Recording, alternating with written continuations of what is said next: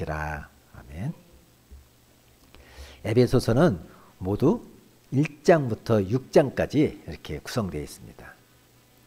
이를 이제 크게 두 부분으로 나눌 수가 있는데 1장부터 3장까지 또 4장부터 6장까지 이렇게 두 부분으로 나눌 수가 있습니다. 1장에서는 우리를 구원하시기 위해 삼위일체 하나님, 즉 하나님, 예수님, 성령님이 각각 어떤 일을 하셨는지가 언급되어 있습니다. 그리고 1장 뒷부분에 사도 바울의 그 에베소 교회를 향한 기도가 언급되어 있고요. 2장은 구원받기 이전의 모습과 구원받은 이후의 모습이 묘사되고 있습니다. 전반부는 개인의 삶에 있어서의 이전과 이후, 후반부는 공동체에 있어서의 이전과 이후 이렇게 설명되고 있습니다.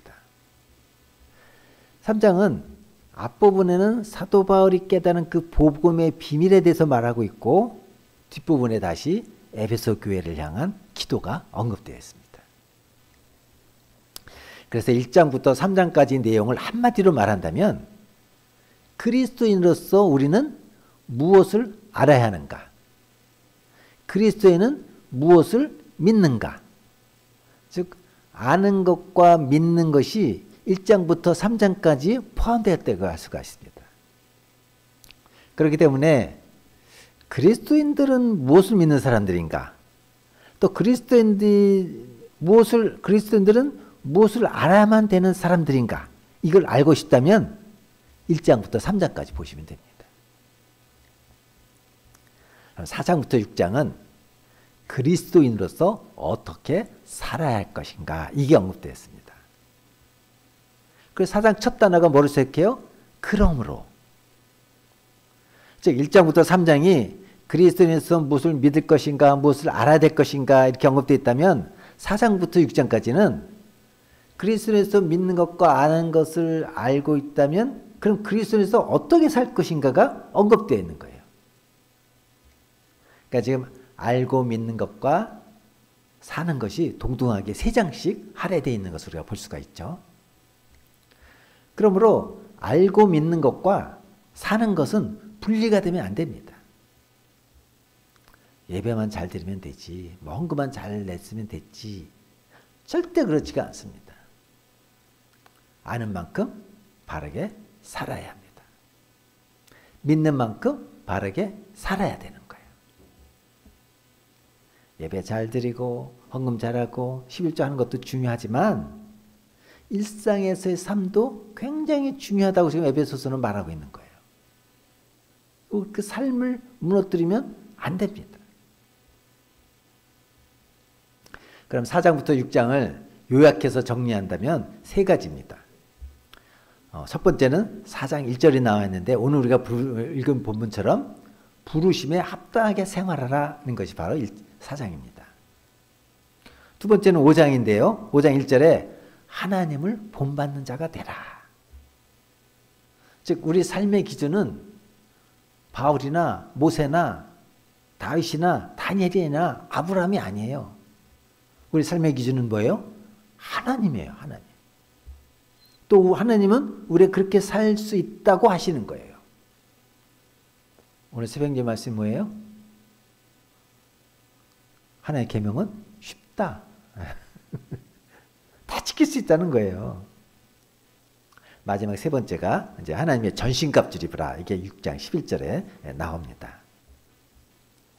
오늘 첫 번째 그 부르심에 합당하게 생활하라. 이걸 한번 우리가 나눠보려고 하는데요. 나는 그리스도인으로서 어떻게 살 것인가? 첫째, 부르심에 합당하게 살라는 거예요. 그럼 부르심에 합당한 삶은 뭐예요? 한마디로 말하면 오늘 본문 3절 말씀 하나됨입니다. 하나 되는 삶. 하나님께서 하나 되게 하신 것을 힘써 지키라는 거예요. 여러분 성경에서 하나 된다는 것은 굉장히 중요합니다. 교회는요 자꾸 교회를 분열시키려는 사람들이 있어요. 이게 옳다 저게 옳다 자꾸 옳은 거 따지다가 분열시키는 사람이 있어요. 결코 건강하지 않습니다. 어떻게 하든지 간에 교회는 하나 되게 하는 것이 중요합니다. 왜요? 교회는 예수 그리스도의 몸이기 때문인 거예요.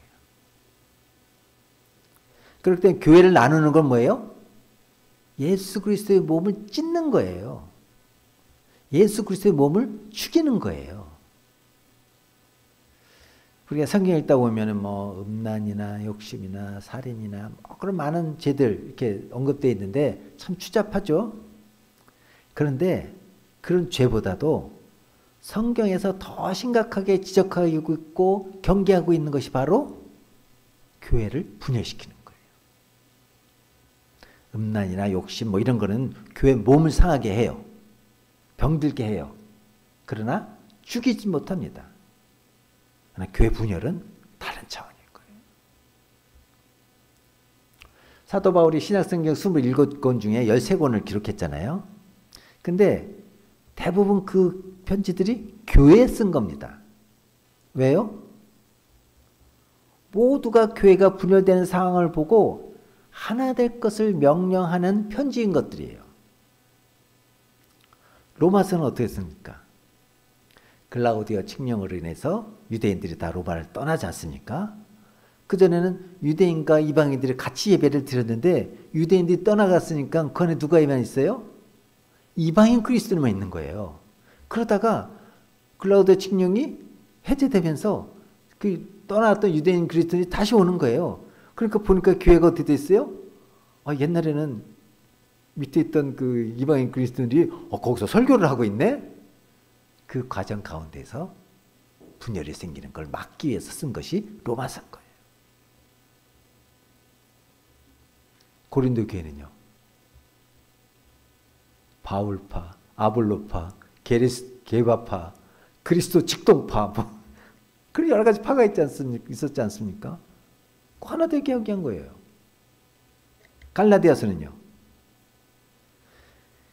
유대의 그 율법을 이방인에게 복음이 전파되면서 유대의 율법을 지켜야 되느냐, 유월절, 뭐 절기 지켜야 되느냐, 또 뭐 안식일 지켜야 되느냐, 또 뭐 그 음식 여러 개 가리는 거 있잖아요. 음식 그거 지켜야 되느냐, 그걸 문제로 유대인 그리스도인과 이방인 그리스도인 사이에 다툼이 생겼는데 그거를 해결하기 위해서 쓴 것이 갈라디아서예요.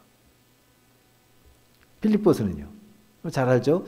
유오디아 순두계 두 권사님의 싸움에 의해서 교회가 분열될 것 같은 거를 이 사도 바울이 편지를 써서 하나 되게 하라고 기록한 거거든요. 성경은요, 교회 분열이나 갈등이나 다툼을 음란이나 이기적인 것보다 다른 그 어떤 죄보다도 더 심각하게 보이고 있고 더 경계하고 있는 거예요.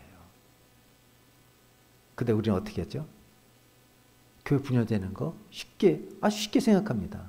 도리어 뭐 음란으로 죄 짓고 뭐 아주 이기적인 거 시기 뭐 이런 거 보면 아주 그냥 뭐 죽일 놈 잡고 이쪽이죠. 물론 그렇게 잘했다는 건 아니에요. 왜 그렇습니까? 교회는 예수 그리스도의 몸이기 때문에 그런 거예요. 그래서 부르심에 합당한 생활을 하기 위해서 첫 번째가 뭐예요? 하나됨을 지키는 거예요. 세상 사람들은 절대 하나 될 수 없다고 합니다. 우리나라 여당, 야당 하나 될 수 있겠어요? 좌파, 우파 하나 될 수 있겠어요? 성령은 하나 될 수 있다고 말합니다. 교회가 분열되면 이 세상은 하나 될 수가 없어요. 교회가 모범이 돼야 된다고 성경이 말하고 있는 거예요. 도리어 지금 교회가 그런 모범이 되지 못하고 더 분열되고 갈라지고 하는 것을 볼 때 정말 주님께서 마음 안타깝게 여기고 계시다는 거예요. 그럼 하나 되게 한다는 것은 도대체 구체적으로 어떻게 하라는 건가? 2절에 나오죠. 그 5가지로 얘기하고 있습니다. 겸손과 온유와 오래 참음과 사랑과 용납. 자, 부르심에 합당하게 사는 것의 구체적인 것이 뭐냐면 하나 되게 하는 거라고 그랬죠. 그럼 하나 되기 위해서 필요한 것, 교회가 하나 되기 위해서 필요한 것이 겸손과 온유와 오래 참음과 사랑, 용납이라는 거예요. 이 중에 우리가 세 가지를 오늘 살펴볼 텐데요. 첫 번째는 겸손입니다. 오늘날 교회에서 겸손이라는 건 미덕이죠. 마땅히 해야 할 바입니다. 아니, 교회뿐만 아니라 세상에서도, 학교에서도 겸손하도록 가르치고 있습니다. 그러니까 오늘날 우리에게 겸손이라는 것은 굉장히 익숙한 단어고 마땅히 해야 될 것이지만 2000년 전 사도 바울이 살았을 당시 로마 제국에서의 겸손은 미덕이 아닙니다. 그러니까 2000년 전 사도 바울이 살았을 당시 로마 제국의 겸손은 노예 따위나 하는 거예요. 절대로 로마 시민권자에게 당신 겸손하세요 이렇게 말하지 않습니다. 절대로 말하지 않아요. 그러니까 오늘날 우리 문화랑 완전히 다른 거죠. 만약 어떤 사람에게 더 겸손해라 하면 버럭 화를 냅니다. 뭐라고 해석합니까? 뭐야, 나보고 노예나 되라는 거야? 그럼 그런 뜻을 받아들이는 거죠. 마땅한 거예요. 왜냐하면 2000년 전에 겸손은 미덕이 아니라 노예 따위나 하는 것이기 때문이에요. 그런데 사도 바울은 그 당시 누구도 말하지 않았던 겸손을 말하는 것입니다. 사도 바울이 로마 문화를 몰라서 그랬을까요? 세상 문화를 잘 몰라서 이렇게 말하는 걸까요? 아닙니다. 사도 바울이 로마 시민권자였죠. 다수에서 태어났고요. 로마의 모든 지식을 다 알고 있었습니다.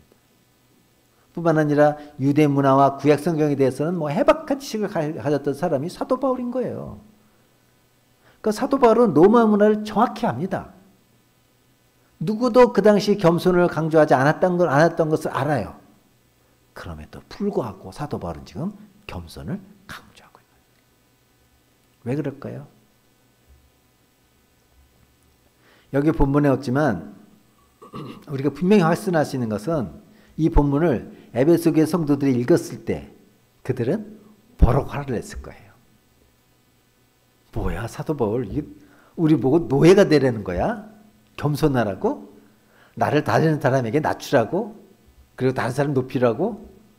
사도 바울 우리 무시하는 거야. 뭐야? 하면서 버럭 화를 냈을 겁니다. 사도 바울은 알았습니다. 그럼에도 불구하고 사도 바울은 에베소 교회 성도들에게 겸손을 강조합니다. 왜일까요? 이유는 딱 한 가지입니다. 예수 그리스도께서 그렇게 하셨기 때문이에요. 다른 이유가 없습니다. 겸손은 당시 로마 시민권자들에게는 그들의 문화가 아닙니다. 그 세상의 상식이 아닙니다. 그러나 우리 주 예수 그리스도께서 그렇게 하셨기 때문이에요. 예수님께서 잡히시 전날 밤 마가의 다락방에 예수님과 제자들이 함께 모입니다. 그 당시 이스라엘은 광야를 지내왔기 때문에 샌들을 신고 있던 그들은 어떤 손님이 집에 오면 제일 먼저 하는 일이 노예 하인이 가서 발을 닦아주는 거예요. 근데 사실 원래는 주인이 닦아주는 겁니다. 그래서 주인이 바빠서 못 닦으면 그 집에서 하인 중에서도 가장 미천한 일을 하는 하인이 가서 닦아줘요. 그러니까 정말 가치가 없어 보이는 그런 사람이 와서 발을 닦아주는 거죠. 근데 그런 하인조차 바빠서 손님에게 발을 닦아줄 여유가 없다면 어떻게 하는지 아세요? 예, 구약 성경 말고 유대인들에게 있어서는 미시나, 미드라시, 탈무드 이런 게 있잖아요. 거기 어떻게 언급되어 있냐면 먼저 온 손님이 그 다음 손님의 발을 닦아주게 되어 있습니다. 지금 예수님 제자들의 다락방에 또 모였죠. 광야를 건너왔습니다. 발이 더럽습니다. 누구도 무릎 꿇고 발을 닦아주지 않습니다. 서로의 발을 보고 있어요. 서로 발을 보고 그 발이 더러운 것을 알지만 누구도 기꺼이 무릎을 꿇려고 하지 않아요. 왜요? 내가 왜 꿇어? 네가 먼저 꿇어야지. 서로 눈치 보고 있어요. 참 재밌지 않습니까? 여러분, 예수님이 제자들이라고 하는 사람들이 하는 게 고작 이런 것들이에요. 서로 눈치 보고 기꺼이 다른 사람한테 무릎 꿇어 그 발을 씻으려고 하지 않습니다. 그때 예수님께서, 만왕의 왕이신 예수님께서 허리에 수건을 두르시고 물을 떠가지고 와서 제자들 앞에 무릎을 꿇고 발을 닦는 거예요. 이 장면이 왜 중요합니까? 하나님이신 예수 그리스도께서 피조물인 사람 앞에 무릎을 꿇으실 거예요. 그러니까 왕이 그 신하의 앞에 무릎을 꿇은 거예요. 영원하신 하나님이 그 제한된 인간 앞에 무릎을 꿇은 거예요. 그런 신이 어디 있습니까? 세상에 그런 리더가, 그런 왕이 어디 있습니까? 우리 하나님이 그렇게 하셨어요. 당시 문화는 겸손은 노예 따위나 하는 거고 서로 무릎을 꿇으려고 하지 않지만 우리 예수 그리스도께서는 겸손하세요. 사도 바울이 그래서 에베소 교회 성도들에게 제일 먼저 얘기하는 것이 겸손인 거예요. 오늘날 상황에서 예수님께서 만찬을 하셨다면 어떻게 하셨을 것 같아요? 오늘날 우리 서로 발을 닦아주지 않으니까 아마 예수님께서 제일 먼저 무엇을 했을 것 같아요. 식사를 하는 자리에서 아마 수저통에서 수저를 꺼내고 물 따라주고 식사가 다 끝나면 설거지 먼저 하지 않으셨을까요? 예수님은 분명히 그랬을 겁니다. 여러분, 이런 예수님의 모습 누가 닮겠습니까? 자기가 잘났다고 교만하면 분열됩니다. 겸손해야 하나가 됩니다. 그 모습이 우리 가운데 있기 시작하면 우리 교회 절대 분열되지 않습니다. 하나 되는 것입니다. 아멘. 두 번째는 온유입니다. 근데 우리가 온유라는 말 생각하면 오해하는 게 있어요. 근데 이 온유라는 말은 그냥 착한 게 아니에요. 그냥 착해 빠진 게 아니고 그냥 목소리가 작은 게 아니에요. 이 온유라는 헬라 단어를 생각할 때마다 우리 머릿속에 떠오르는 한 동물이 있는데 그 동물이 뭐냐면 사자입니다. 여러분, 우리는 사자에서 온유, 성경에서 말하는 바로 그 온유를 발견할 수가 있어요. 여러분, 밀림의 사자 그 입을 벌리면 그 송곳니가 엄청 날카롭잖아요. 그죠? 그 속검니로 그냥 사슴을 한 번 물으면 바로 죽습니다. 그 몸 숨통을 바로 한 번에 끊어버리죠. 심지어는 그 자기보다 덩치가 큰 물소들도 말이에요. 그죠? 물소들도 그냥 뭐 잡아 먹지 않습니까? 근데 놀라운 것은 그 동일한 이빨로 자신의 새끼의 목덜미를 물어 상처가 전혀 나지 않은 상태로 옮깁니다. 너무 신기하잖아요? 똑같은 이빨이에요. 똑같은 송곳니예요. 근데 어쩔 때는 찔러 죽입니다. 또 어쩔 때는 상처 하나 내지 않습니다. 이게 바로 온유예요. 온유는 바보가 아니에요. 힘이 없는 게 아니에요. 그냥 착한 게 아니에요. 힘이 있습니다. 그런데 그 힘을 언제 쓰고 언제 쓰지 않아야 되는 것을 정확하게 하는 게 온유입니다.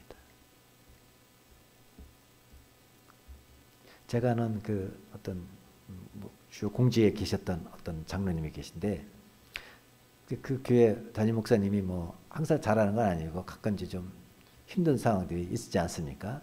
그럼 성도들이 장로님한테 시킨대요. 가서 목사님한테 좀 얘기 좀 하시라고. 근데 그분은 안 하신대요. 왜냐하면 자기 그 한마디 말이 얼마나 큰 위력으로 다가오는지를 알기 때문인 거예요. 그러니까 힘은 있습니다. 그러나 힘을 쓸 때 쓰지 않을 때를 정확히 아시는 거죠. 겸손하신 거죠. 온유하신 거죠. 여러분 온유해지고 싶으시면 힘이 있어야 됩니다. 알아야 됩니다. 그냥 착한 게 아니고 그건 바보예요. 그냥 예예하는 것은 온유가 아닙니다. 성경에서 말하는 온유는 힘이 있습니다. 능력이 있어요. 근데 그 능력과 지식을 언제 쓰며 언제 쓰지 않는지를 정확히 구분하는 사람. 그게 바로 온유입니다. 그러면 교회는 나눠지지 않습니다. 힘을 함부로 쓰면 분열됩니다. 힘 잘 쓰면, 온유하면 나누어지지 않습니다. 그런 교회가 하나 될 수가 있습니다. 마지막 세 번째, 오래 참음입니다. 오래 참음은 한마디로 말하면 다른 사람의 때를 기다려주는 거예요. 그러니까 다른 사람의 때를 나한테 맞추는 게 아니에요. 너 이거 왜 못하니? 이거 왜 못하냐? 자녀들을 나의 때에 맞추도록 닥달하는 게 아닙니다. 그 사람의 때를 기다려주는 거예요. 여러분 다른 사람 생각하지 말고 우리를 한번 생각해 보십시오. 우리 중에 어떤 사람은 뭔가 빨리 배우는 사람이 있습니다. 근데 우리 중에 어떤 사람은 굉장히 천천히 배우는 사람이 있습니다. 배우지 않는 게 아니에요. 배움이 늦는 거예요. 근데 우린 그걸 안 배운다고 하죠. 결국 배우기는 배웁니다. 근데 어떤 사람이 1년이면 배울 것을 어떤 사람이 2년 걸려요. 어떤 사람은 뭐 3년 걸려요. 2년 걸리면 안 되나요? 왜 안 돼요? 그러니까 오래 참는다는 것은 다른 사람들의 때를 존중해 주는 거예요. 그리고 그 때를 기꺼이 기다려 주는 거예요. 성경에 보면 어린 자녀들을 식탁에 둘러앉은 그 어린 감람나무에 그 비유하고 있잖아요. 감람나무가 올리브유인 거는 아시죠? 감람나무가 올리브 나무예요. 저 올리브 굉장히 좋아합니다. 아침에 이렇게 샐러드 해서 이렇게 삶은 계란하고 올리브 이렇게 뿌려서 이렇게 매일 아침마다 먹는데 건강에도 좋다고 하죠, 그죠? 근데 올리브 나무가 몇 년이 지나야 열매를 맺히는지 아세요? 올리브 나무 심었는데 1년이 지나도 열매를 안 맺어. 2년, 3년 열매 안 맺습니다. 그리고 이게 나쁜 나무인가 보다. 이거 좀 베어버리면 그 사람 평생 올리브 열매 못 먹습니다. 올리브 나무는 일반적으로 10년에서 13년이 지나야 첫 열매가 맺어요. 그걸 못 기다리면 평생 올리브 열매를 못 따먹는 거죠. 근데 우리 자녀가 그러는 거예요. 우리 순원이 그렇고 우리가 전도하는 전도 대상자가 그런 거예요. 기다려주는 거예요. 믿어주는 거예요. 어떤 사람은 좀 빠른 사람이 있어요. 그러나 일반적으로 다 늦어요. 기다려주는 것. 믿음으로. 그러면 열매 맺기 시작합니다. 올리브 나무의 특징은요. 10년에서 13년 지나면 열매를 맺기 시작하는데 한 번 열매를 맺기 시작하면 그게 100년 이상 갑니다. 그게 올리브예요. 저 유럽에 가면 성지를 가면 뭐 그 예수님께서 옛날에 그 겟세마네 동산에서 기도하셨죠? 2000년 된 올리브 나무가 있습니다. 그 겟세마네 동산에. 겟세마네 동산 그 올리브 나무 그 동산이에요. 그래서 사람들 생각하죠. 이 올리브 나무는 예수님께서 겟세마네 동에서 기도했던 그 기도 소리를 들은 나무.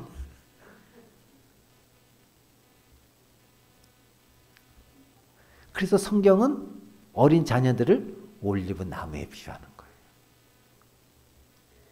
그러니까 오래 참는다는 거는 그냥 참는 게 아니라 그 사람을 신뢰하며 상대방의 때를 기다려주는 거예요.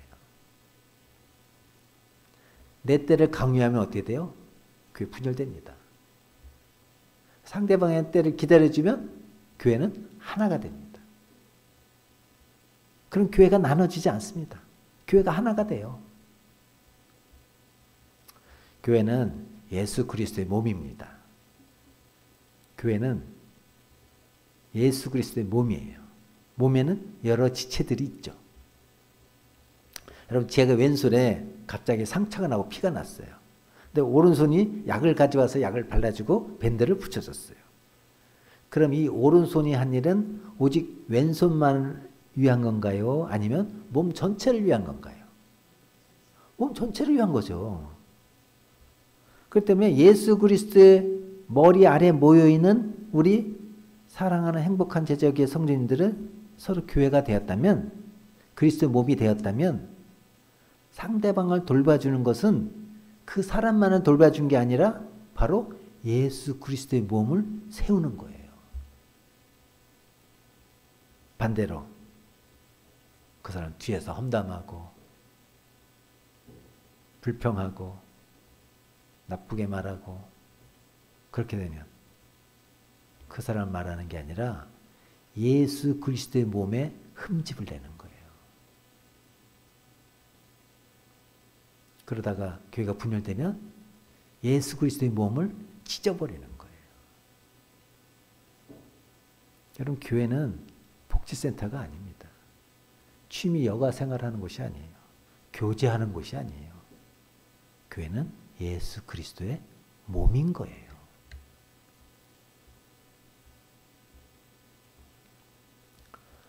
만약 우리 중에, 우리 교인 중에 그런 사람은 없을지 모르지만 어쨌든 뭐 배고픈 사람이 있고 우리 주위에 그런 사람이 있으면 내가 기도해 줄게. 그렇게 하지 마시고요. 여러분, 주머니에 1,000원이든 10,000원이든 끄집어내가지고 편의점에 가서 빵 하나 사주고, 그게 그 사람 위한 거고, 그게 예수 그리스도 몸을 견고하게 하는 거예요. 우리 오늘도 안 오셨네. 그 지지난주에 어떤 아줌마 노숙자도 오셨는데 같이 이렇게 밥 먹고 필요한 거 이렇게 주고 그랬거든요. 밥도 주고 또 밥값도 따로 주고 그랬어요. 그렇게 하는 게 교회예요. 하나님의 뜻이 있어서 이곳에 행복한 제자교회를 하나님께서 세우셨습니다. 예수 그리스도의 몸을 세우셨습니다. 교회로서 역할을 온전히 감당하기 위해서 필요한 것이 뭐냐면 하나됨이라고 그랬죠. 그렇기 때문에 사탄은요, 무슨 수를 써서라도 교회가 나눠지도록 공격하는 겁니다.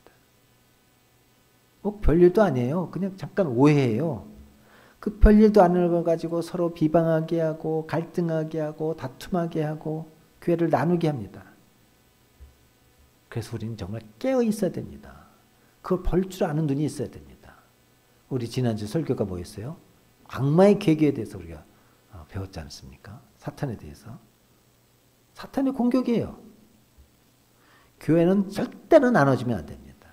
하나 돼야 됩니다.